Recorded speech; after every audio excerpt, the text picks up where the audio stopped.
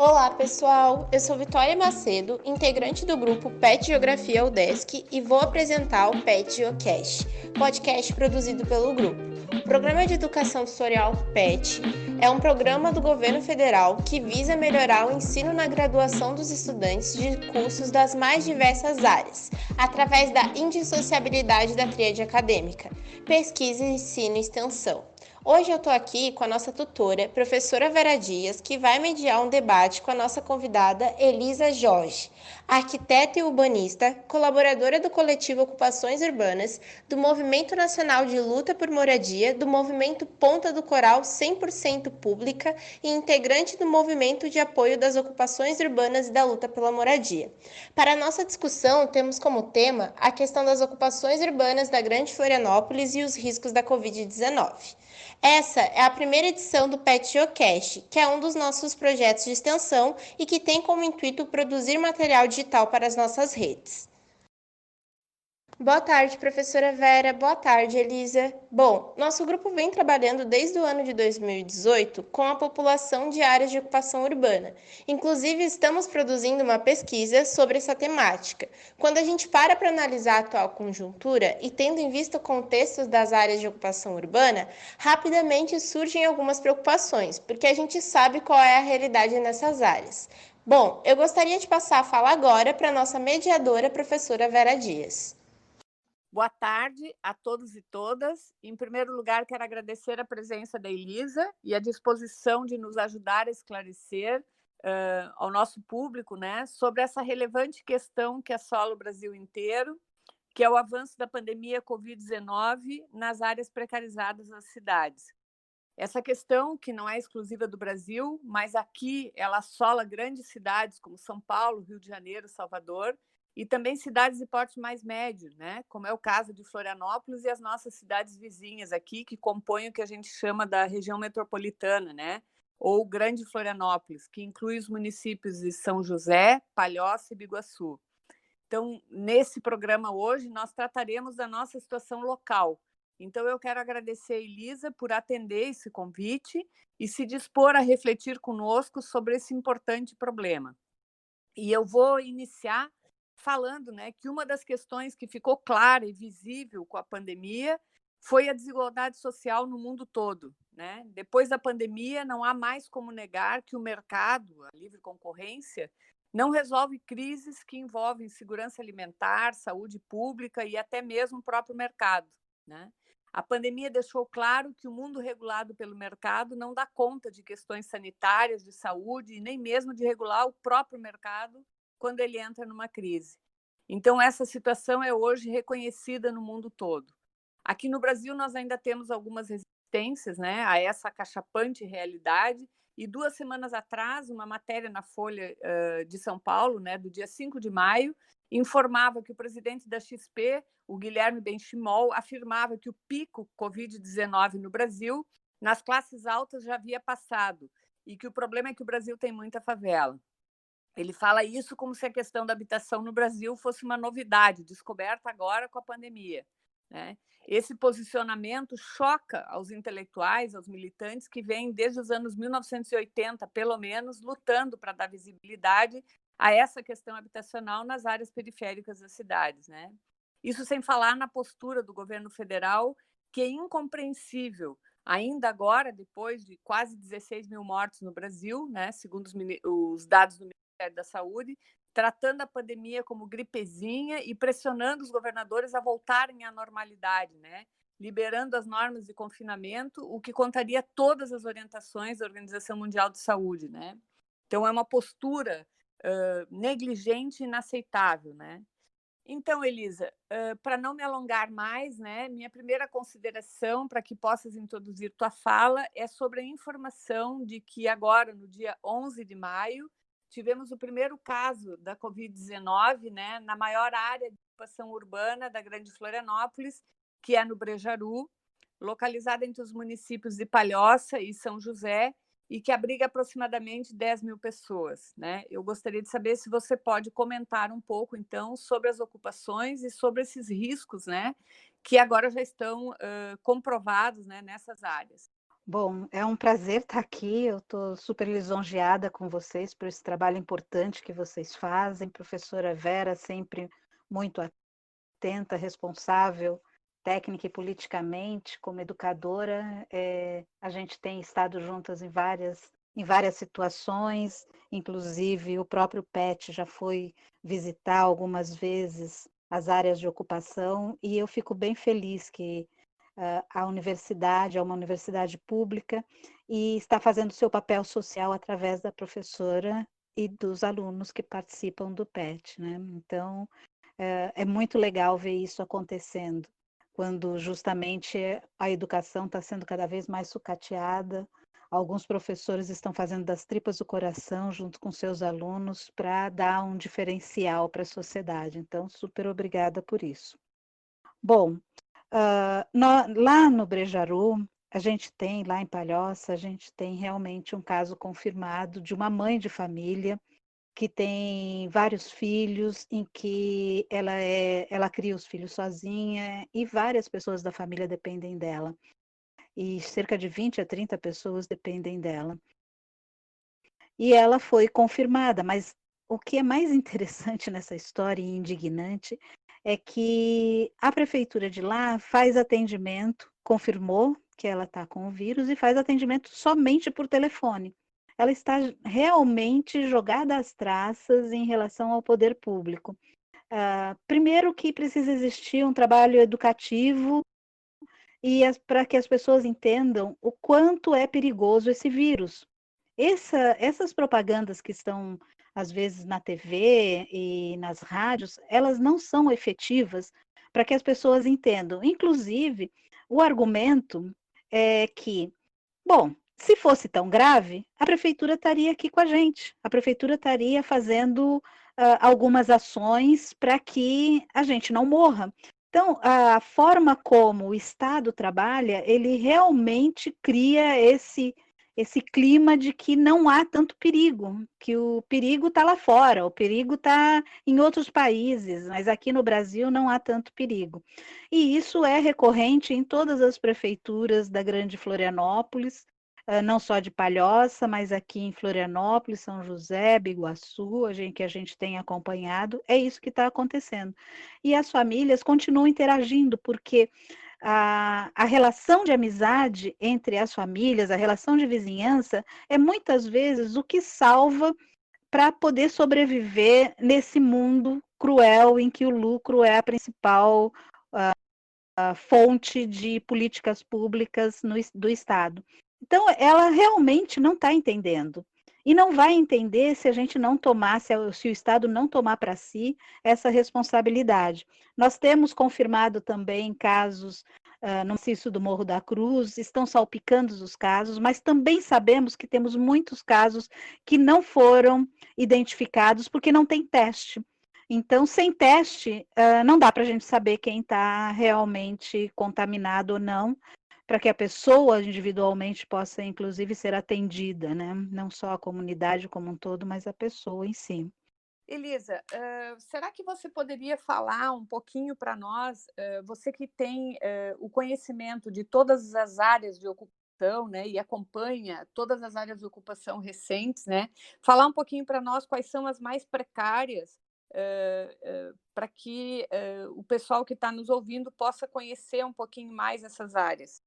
Bem, em Florianópolis, nós temos quase 80 áreas de vulnerabilidade na cidade, espalhadas pelo continente norte, sul, leste e oeste da cidade.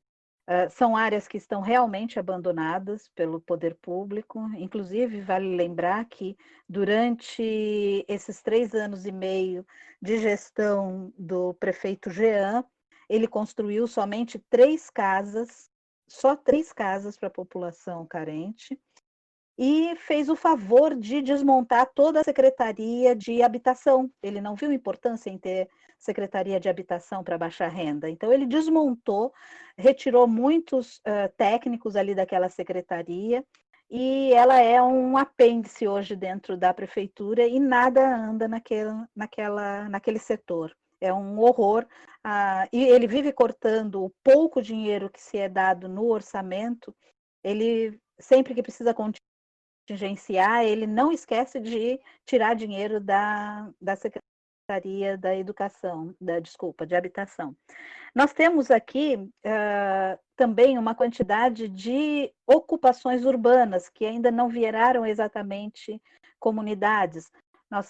A gente acompanha como movimento de moradia, coletivo de ocupações urbanas, a gente acompanha aqui em Florianópolis e na Grande Florianópolis. Então, nós temos lá em Palhoça, a gente tem a Nova Esperança, que tem cerca de 300 famílias na ocupação Nova Esperança. Na Beira Rio, também em Palhoça, 130 famílias. Na Mestre Moa, também em Palhoça, 26. No Contestado, em São José, 120 famílias.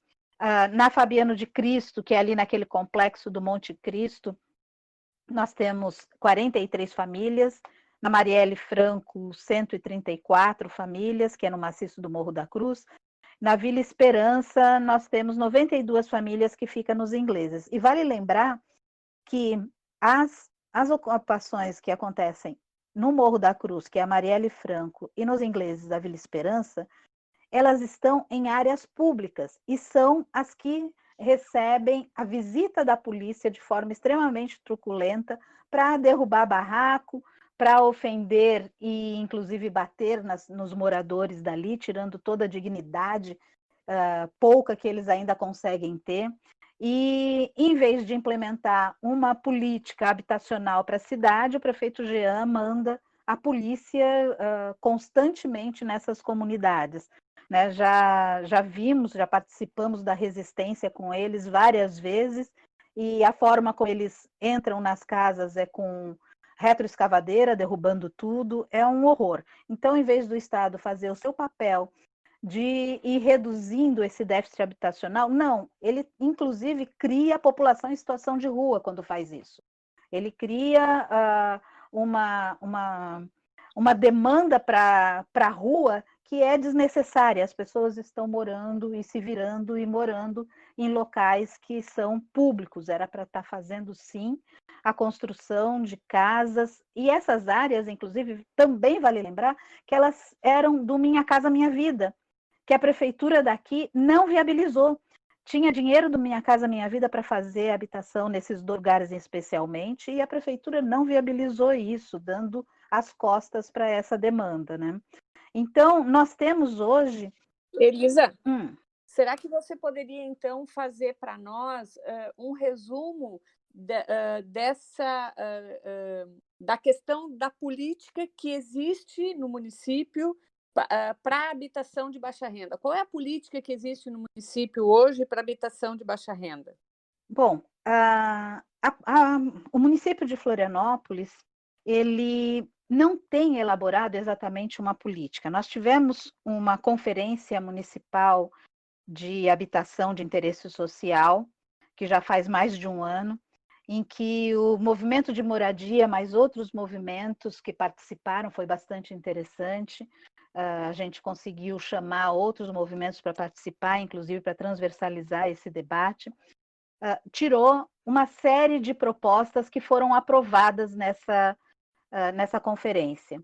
Mas a prefeitura, há mais de ano isso aconteceu, a prefeitura até agora não implementou coisa alguma.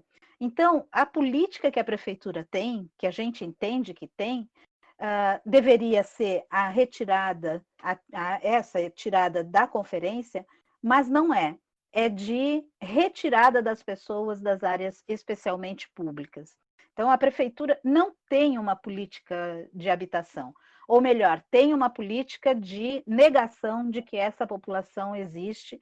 Para a prefeitura, essa população é invisível não em relação à questão de dar soluções, né? Tanto é que o exemplo é agora no corona. A gente não vê um agente da prefeitura tratando com essas pessoas, que na verdade são as pessoas que menos têm acesso a tudo nessa cidade, não só a informação, mas muitas delas não têm banheiro em casa. A caixa d'água é um item bastante caro, que as pessoas não conseguem comprar caixa d'água. A falta d'água é constante, de ficar 4, 5 dias sem água para abastecimento. Até um dia desses, conversando com uma mãe da comunidade, de uma ocupação, e ela falou: eu fico prestando atenção de madrugada se chega um pouco de água, eu acordo meus filhos de madrugada para dar banho neles na rua, porque eu não tenho banheiro, e fico prestando atenção. Eu não durmo à noite, fico prestando atenção quando que a água vai chegar na minha comunidade, para eu poder dar banho nos meus filhos quando a água chega. E ela chega bastante escassa, assim, sem força alguma. Inclusive, se fosse para subir para a caixa d'água, teria dificuldade. Então, a prefeitura, no mínimo, ela tinha que estar fazendo testes nessas comunidades, nessas ocupações, e tinha que estar garantindo a questão da higiene pessoal, né? Afinal de contas, o Covid veio aí para ensinar isso, que a gente precisa garantir saneamento, coleta do esgoto, pelo menos a coleta, já que a prefeitura, através da Casan, não consegue tratar todo o esgoto de Florianópolis, mas tem que afastar os dejetos das comunidades de baixa renda, especialmente, né? Porque eles não conseguem se virar. E o que a gente tem pedido, especialmente, é a questão dos testes. É claro que Florianópolis tem disse que tem poucos casos de Covid. É claro, sem teste, sem publicar o resultado desses testes, vai ter sempre pouco mesmo, né? Porque aonde está o foco de maior problema, que é onde não tem segurança sanitária, a prefeitura não está fazendo teste. A prefeitura não está acolhendo. E não tem também segurança alimentar. As pessoas estão cada vez mais fracas, porque a cesta básica ela não é completa. Nós, do movimento, a gente tem procurado fazer campanha também de proteínas, de frutas e verduras, inclusive bujão de gás, que boa parte não tem, para poder garantir um mínimo de sobrevivência das pessoas a essa pandemia. Mas a alimentação está realmente muito inadequada para essa população que já carente antes do Covid, né? Já necessitada de políticas antes do Covid. Então, eu não identifico política alguma, exceto a do abandono, por parte das prefeituras, não só aqui de Florianópolis, mas que a gente acompanha a grande Florianópolis, por parte das prefeituras, a gente não tem visto política alguma sendo implementada, nem antes e nem durante o Covid. Né? Não sei se eu respondi, Vera. Acho que sim. Elisa, quando a gente para analisar a quantidade de testes rápidos que o Estado conseguiu comprar e tem, eu consegui os dados através do Ministério da Saúde, no site covidinsumos.saude.gov.br. Inclusive, quem quiser ter acesso, esse site é bem legal, tem bastante coisa importante. E a gente consegue ver que o Estado adquiriu 170,920 mil testes rápidos, que é aquele teste de imunidade. E o que eu me pergunto é por que a prefeitura não está testando essa população que está nessa área de carência, que a gente sabe que é a população que necessariamente mais precisaria desses testes, né? Bom, interessante esse número, inclusive para a gente, a pergunta é interessante para a gente discutir por que realmente as prefeituras não estão fazendo teste na baixa renda, nas famílias mais vulneráveis, né? Isso é bem sintomático, mostra quem é a prioridade, qual é a população prioritária na visão do município, do gestor do município, né? Porque raras são as pessoas que fizeram testes nas ocupações e nas comunidades que a gente tem andado durante todos esses anos. Inclusive, as comunidades, ocupações estão se organizando de forma transversal, horizontal, para uma apoiar a outra, porque a situação é a mesma em todas essas ocupações que eu listei no bloco anterior, né? E também nas comunidades de baixa renda. Organizamos uma grande manifestação, dia 19, em que justamente o nosso mote principal é teste já, saneamento para baixa renda, segurança sanitária e alimentar, construção de banheiros, como eu falei antes. Justamente por causa disso, esse número mostra que existe um número de testes, não acho significativo, porque tinha que ter um número maior de testes, e esses testes eles devem ser feitos frequentemente, não só em uma vez, e esses testes deveriam estar indo em loco, não dizendo que a pessoa que mora numa comunidade tem que descer o morro, entrar numa fila para poder fazer o teste, e uma fila de horas, como aconteceu quando o prefeito fez uma geral de aplicar o teste nas pessoas. Então, tem que ir lá em cima, tem que ir no morro, tem que botar o pé no chão mesmo, o pé no barro. E é isso que a prefeitura se nega a fazer, e as prefeituras aqui da Grande Florianópolis a mesma coisa, né?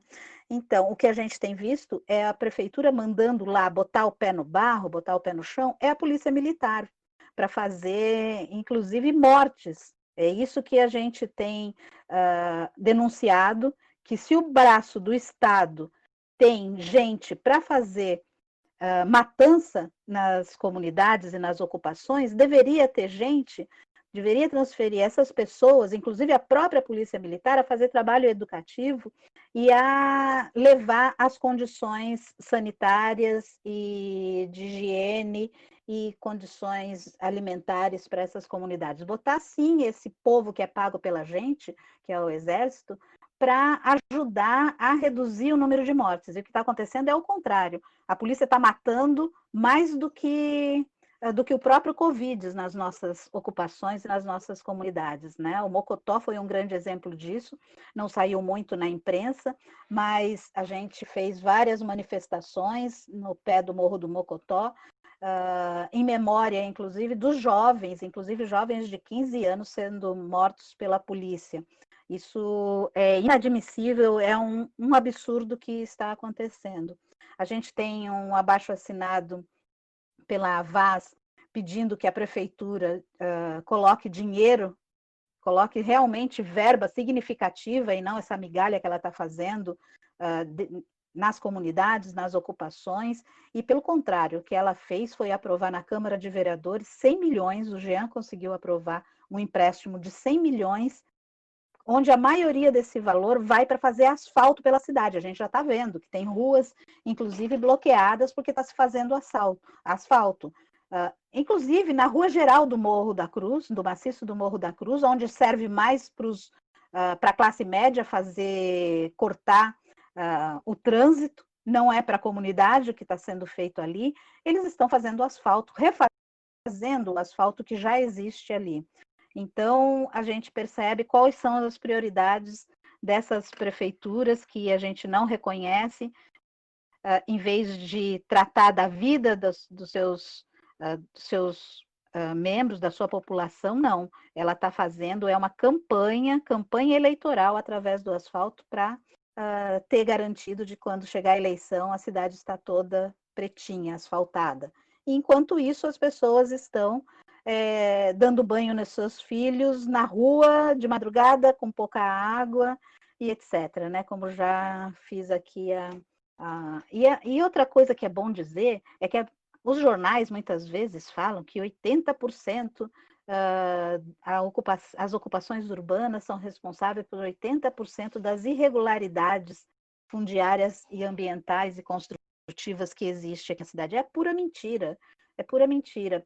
O próprio IPUF fez um levantamento de que essa população ocupa 6% do território de Florianópolis, 6%.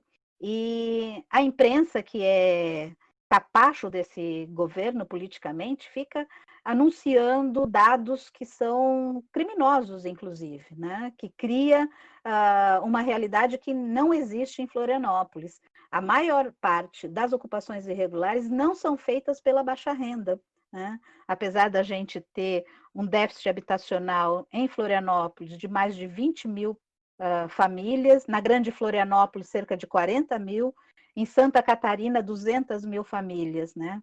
O Brasil está em torno de 17 milhões de déficit habitacional, o número mais ou menos é esse. Mas a gente está vendo que eles não estão sendo olhados. E sim, eles estão sendo, essa população está sendo massacrada através da não política do governo. O mínimo que tinha que fazer era entrar nas comunidades e fazer esses testes. né? É o mínimo que teria que fazer para poder fazer um plano de ação. É importante ter um plano de ação, mas um plano de ação sem ter um diagnóstico é impossível que se faça. Então, a prefeitura tinha que estar fazendo isso. Nós estamos com um sério problema de que as comunidades estão passando fome também, porque o movimento não consegue dar conta da campanha de cesta para todo mundo, e aquele valor emergencial de 600 e 1.200 reais, a prefeitura lavou as mãos. A gente liga para os CAPs para pedir auxílio de como resolver o problema dessas milhares de famílias que não estão conseguindo receber, muitas vezes só pelo processo burocrático ser difícil de ser acessado, e o que os funcionários dizem é: não estamos aptos para ajudar nesse sentido. Inclusive, o processo jurídico, né, que os nossos companheiros advogados, que fazem parte do Instituto Igentes de Direito, já viabilizou, já escreveu um processo jurídico para a região de Palhoça, as 10.000 famílias citadas pela professora Vera no início, e também para as comunidades do Maciço do Morro da Cruz, e vamos fazer isso para todas, exigindo que as prefeituras, que o governo do estado faça a sua parte, né? E dentro dela está a questão dos testes já. Então, essa manifestação do dia 19 fez muito reforço em relação a isso, ao abandono, e que já que existem testes comprados, que eles sejam feitos especialmente nessas comunidades carentes, mas lá dentro, indo até as comunidades, né? Então, e terminando com a pergunta, é isso. A prefeitura, ela prioriza o lucro, ela prioriza aquela lógica do lucro e não os direitos que a população em geral tem, especialmente essa população menos favorecida. E até a gente tem feito um debate muito interessante na questão da equidade, e não da igualdade somente, mas da equidade, é dar mais para quem tem menos, né? Isso é de extrema prioridade agora. Dá mais para quem tem menos, para quem está morrendo, para quem está vendo os seus filhos desnutridos durante esses 2 meses de pandemia. Obrigada pela pergunta, Vitória, foi bem interessante. Muito obrigada pela resposta também, Elisa. E para finalizar essa entrevista, e já agradecendo a sua presença, esclarecendo muito sobre a situação das áreas precárias da Grande Florianópolis durante a pandemia da Covid-19, será que tu poderia falar para a gente das ações dos movimentos sociais, como as que estás envolvida? Movimento Nacional pela Luta pela Moradia e Movimento de Apoio às Ocupações Urbanas da Grande Florianópolis, o que estes movimentos vêm fazendo por estas comunidades? Concretamente, na prática, o que vocês têm conseguido fazer? Bom, obrigada pela oportunidade. Agora eu vou fazer um merchandising das campanhas para tentar sensibilizar um número maior de pessoas, né? Bom, o movimento de moradia e de ocupações urbanas, ele transversaliza com vários outros movimentos, como o Sem Terra, por exemplo. Sem Terra já estiveram aqui em Florianópolis mais de uma vez, trabalhando, ajudando, inclusive, as comunidades carentes, trazendo vegetação para serem plantadas, trazendo alimentos. Então, eles são grandes parceiros, né? E nós transversalizamos também o movimento de moradia com o movimento sindical, que tem uma consciência política da situação política que a gente está envolvido hoje, extremamente interessante, muito boa, e que qualifica a nossa intervenção nas comunidades, nas áreas de ocupação. E além de que nós temos um grupo de apoio que é muito interessante, inclusive a professora Vera Dias faz parte dele, que ajuda tanto de forma solidária quanto na forma de fazer o debate sobre a situação política em que nós estamos vivendo e como sair dessa situação de forma responsável e na luta, né, na luta do dia a dia. Então, nós temos um coletivo de ocupação, da ocupação urbana e movimento de moradia, que preza muito pela rede, pela transversalidade, por uma discussão que seja horizontal, em que todos os setores possam estar envolvidos e entender a situação que o Brasil passa de forma mais ampla, né? Um olhando para o outro. Então, essa solidariedade no debate, no apoio durante todo o ano, ela acontece com várias campanhas na época de frio, fora de frio, com campanha de mobília, colchão, roupa, alimentação. Isso já acontecia antes do Covid, né? Várias vezes nós vimos o pessoal da geografia vindo às comunidades para participar dessa campanha. E antes do Covid, uma campanha que deu super certo foi a de material escolar, que a gente superou muito em relação à prefeitura. Tal foi a generosidade desses apoiadores, tanto dos sindicatos de ONGs e das pessoas individualmente e das universidades públicas. Foi extremamente importante essa campanha de material escolar e fez muita criança e adolescente feliz e aumentou a autoestima dessas crianças e adolescentes de uma forma que elas começam a querer discutir, a entender melhor o papel delas na sociedade. Então, essa campanha do material escolar, ela teve muito mais fruto do que a gente imaginou que teria. Foi demais de interessante essa campanha e que a gente continua fazendo conforme a necessidade exige.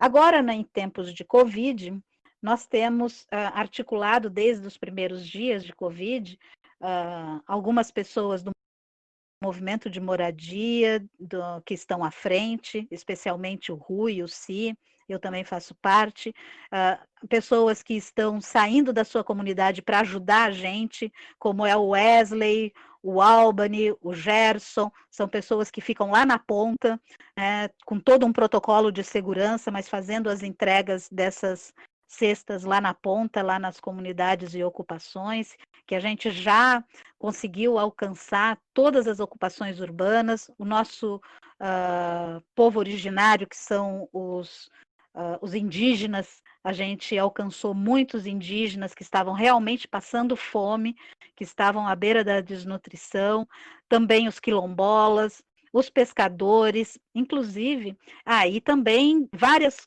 comunidades do maciço do Morro da Cruz, do Monte Cristo, migrante, mulheres com alguma vulnerabilidade em relação à sua questão como mulher, né? Nós temos várias mulheres em que são o sustento da família e que muitas delas sofrem abuso e a gente está socorrendo também, e assim, não só de Florianópolis, da Grande Florianópolis, mas lá da região de Joinville, Blumenau, várias outras regiões, a gente está transversalizando essa campanha.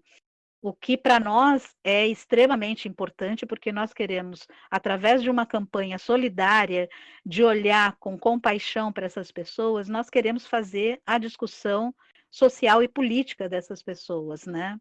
E isso tem acontecido, isso tem fortalecido todos os movimentos, tem fortalecido a união entre as comunidades, a união entre os vizinhos, e eles estão discutindo política hoje. Nós estamos fazendo uma limonada desse limão que é o Covid, que foi enfiado goela abaixo nossa, e especialmente nós estamos trabalhando com a economia solidária. Nós estamos comprando peixe do pescador artesanal para distribuir nas comunidades e nas ocupações.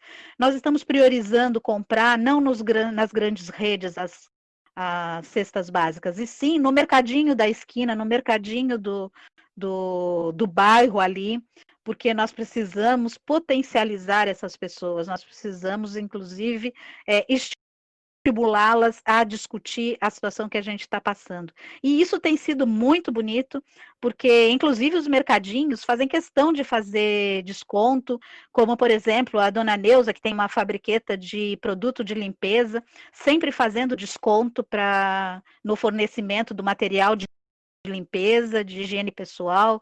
Temos uma grande companheira que faz álcool com lavanda e sabão de coco, que potencializa a questão da higiene e que fornece para a gente entregar para as comunidades. Ela fornece de graça, é o trabalho dela, mas ela fornece de graça. Mas a gente tenta estimular a compra, o consumo nesses mercados pequenos, né, no bairro, para gerar uma economia diferente, né, para criar uma relação diferente com o comércio de bairro, com os serviços de bairro.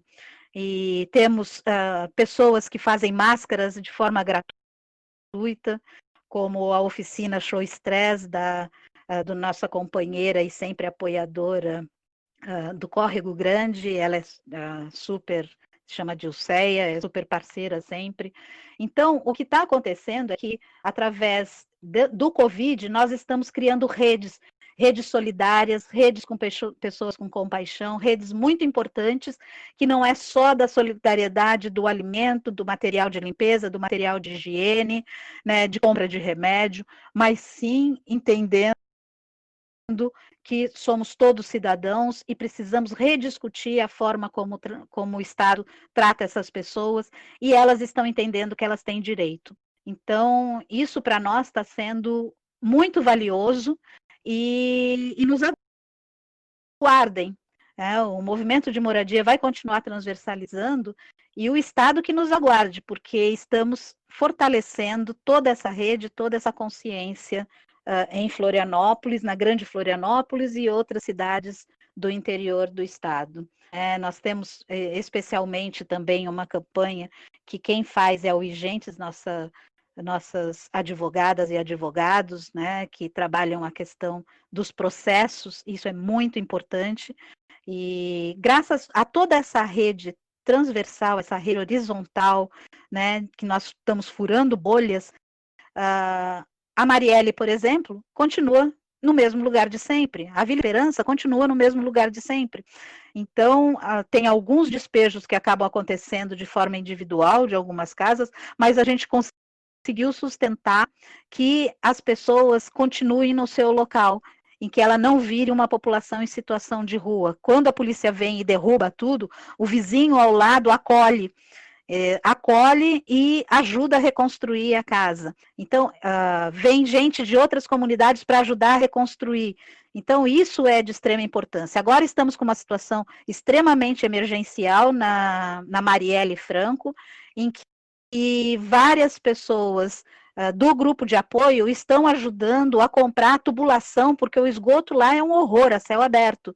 E as pessoas do grupo de apoio estão sensíveis a isso. Então, a campanha, ela sempre vai continuar, especialmente potencializada agora durante o corona. Aproveito aqui para agradecer muito esse grupo de apoio, agradecer muito as universidades, a Universidade Federal também tem participado desse apoio também, além da UDESC, que é a Universidade Federal de Santa Catarina também. E nós, com isso, a gente tem conseguido atender algumas pessoas e fazer algumas comunidades e fazer esse debate em algumas comunidades. Quero aqui aproveitar para fazer uma denúncia do descaso da prefeitura que fez da Passarela Nego Querido um espaço de acolhimento da população em situação de rua. Fez toda uma propaganda, fez todo um merchandising em cima disso, e, na real, eu posso depois, mais tarde, passar para vocês, eles estão com um banheiro, por exemplo, eles estão à míngua, assim, só a campanha solidária dos movimentos sociais que está sustentando de verdade. A secretária de assistência social, a semana passada, disse que estaria fora. Saiu do grupo, diz que está fora, que ela não tem condições de continuar no grupo, que ela está muito ofendida e etc. Mas os banheiros lá têm foto de que o piso é marrom de cocô, de vaso sanitário entupido, dificuldade na água. O atendimento lá está extremamente precário. A prefeitura está investindo muito pouco nessa população. Quer dizer, a prefeitura, além de criar população em situação de rua quando faz os despejos, ela faz com que a população em situação de rua vá direto à morte, porque essas condições sanitárias, por exemplo, que está acontecendo lá na Passarela Negro Querido, é um assassinato isso é um crime, né, que deveria ser prioridade da prefeitura. Então, assim, tem coisa que os grupos de apoio, vários grupos que estão acontecendo pela cidade, né, não só o nosso, vários grupos de apoio, não dão conta, né? Então, é um fato que nós precisamos reverter. Nós estamos mobilizando para que as comunidades e as ocupações façam suas manifestações em conjunto uma com a outra, né? A gente está criando algumas ações para que a população em geral de Florianópolis saiba o que está acontecendo e quem é esse Estado que está aí, que o braço mais forte dele tem sido da violência da polícia militar.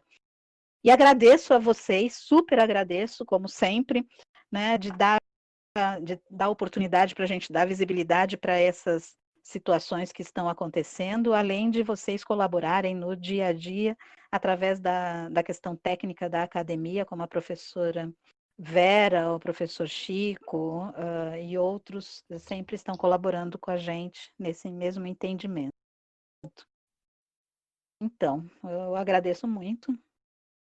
Um beijo a todas e a todos e a todas. Bom, pegando um gancho da fala da Elisa, o momento é de união e empatia. Elisa, novamente eu queria te agradecer por ter aceitado o nosso convite. Queria agradecer à professora Vera também por coordenar essa conversa e queria ressaltar que o PET Geografia ele apoia essas campanhas buscando auxiliar nas demandas das ocupações urbanas. São feitas arrecadações de recurso para a compra de cestas básicas em conjunto coletivo de apoio às ocupações urbanas. Vocês encontram os dados de conta para depósito nas nossas redes, Instagram, PET Geodesk e no Facebook, PET Geografia UDESC. A gente também está elaborando uma campanha em parceria com restaurantes para distribuição de quentinhas e máscaras nas ocupações urbanas. Inclusive, restaurantes que tenham interesse em participar da nossa iniciativa podem entrar em contato conosco através do e-mail petgeodeskdrive@gmail.com.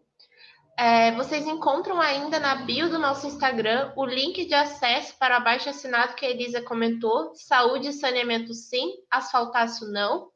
Além disso, a gente está elaborando e trabalhando semanalmente na divulgação de campanhas de conscientização através das nossas redes, da importância do uso de máscara, do distanciamento social, das formas de higienização das mãos e produtos de supermercados, entre outros pontos.